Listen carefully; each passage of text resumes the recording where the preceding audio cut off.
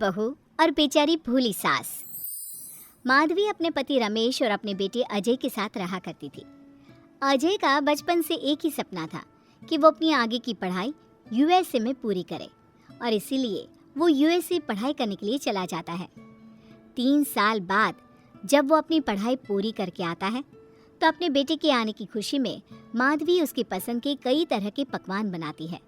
और जब घर की डोरबेल बजती है तो माधवी अपने पति रमेश को कहती है, लगता है मेरा अजय आ गया है, आप यहीं बैठना, मैं दरवाज़ा खोलती हूँ। माधवी जल्दी से जाकर दरवाज़ा खोलती है तो दरवाजे पर अजय के साथ एक लड़की को देखकर वो अजय से पूछती है, ये कौन है बेटा? माँ, ये ग्रेटी है। हम दोनों यूएसए में साथ ही पढ़ते थे और अब ग्रेटी इस घर की बहू है।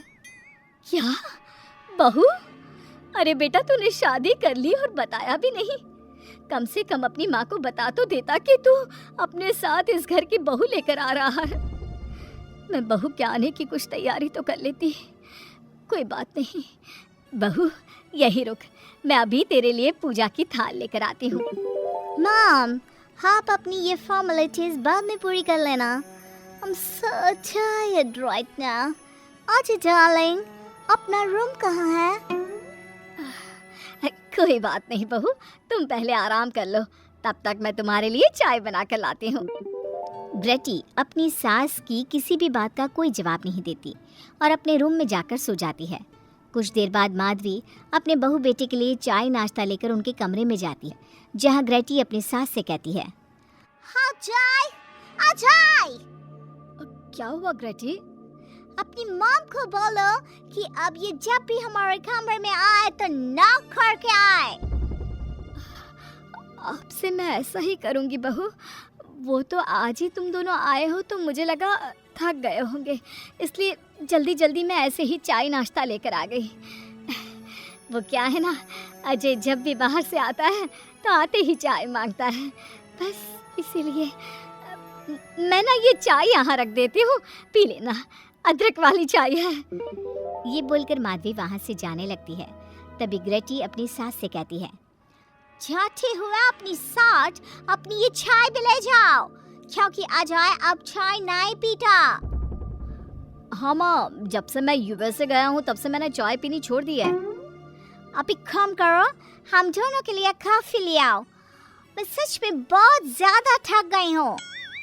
अरे ठीक है, ला देती हूँ।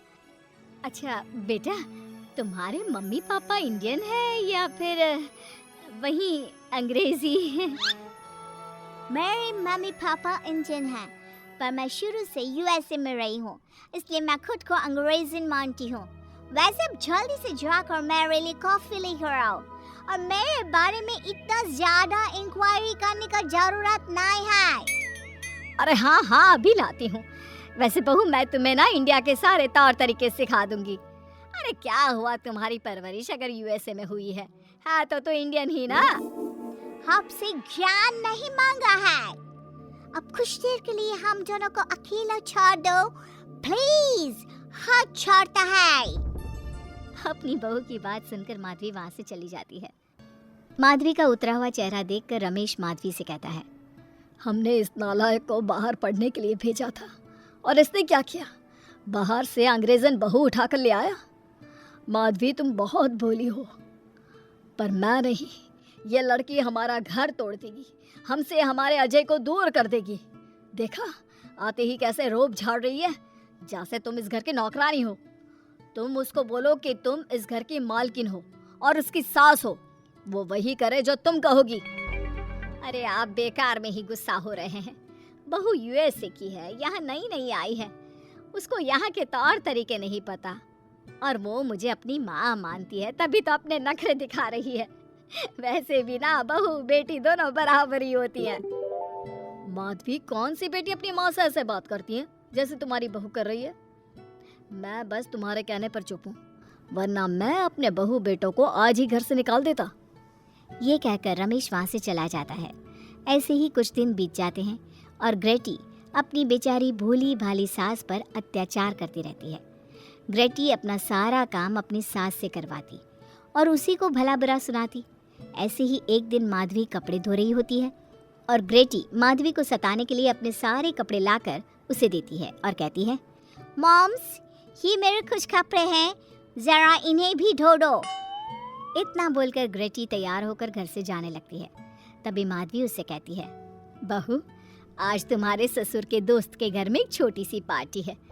उन्होंने सह परिवार बुलाया है। मैं चाहती हूँ कि तुम और अजय भी आज हमारे साथ वहाँ चलो और आज ना साड़ी पहनना। मॉम, अभी मैं क्लब जा रही हूँ। रात को मुझे टाइम मिलेगा तो आपके साथ चली जाऊंगी, पर साड़ी बारी नहीं पहनूंगी। ये कहकर ग्रेटी वहाँ से चली जाती है। शाम हो जाती है।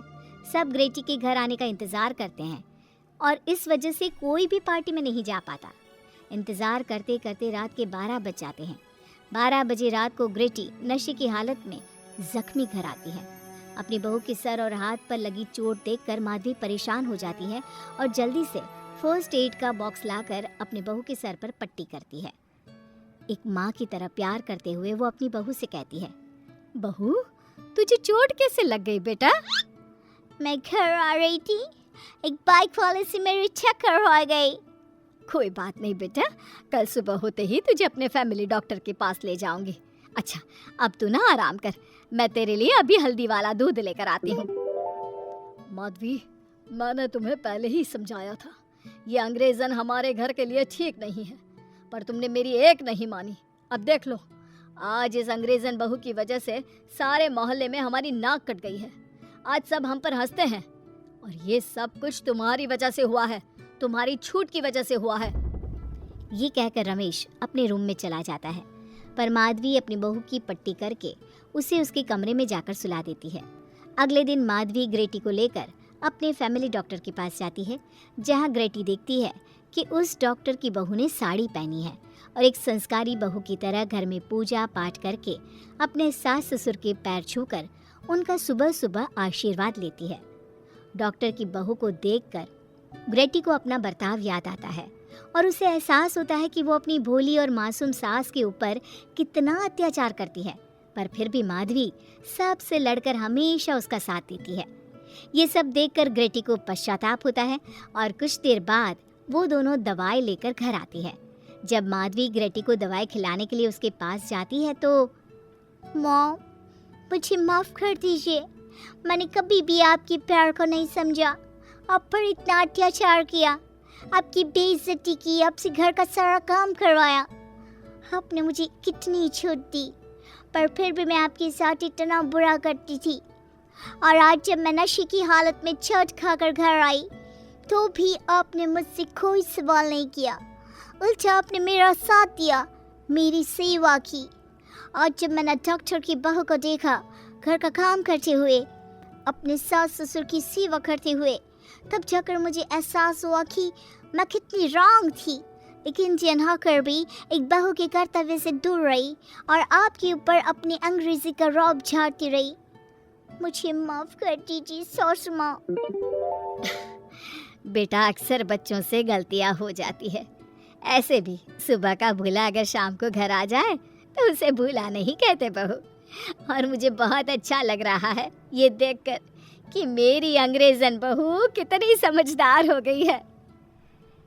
जिसके बाद माधवी और ग्रेटी एक दूसरे को गले लगा लेती है और उसके बाद से ग्रेटी एक संस्कारी बहू की तरह रहती है और अपनी सास को किसी भी शिकायत का मौका नहीं देती।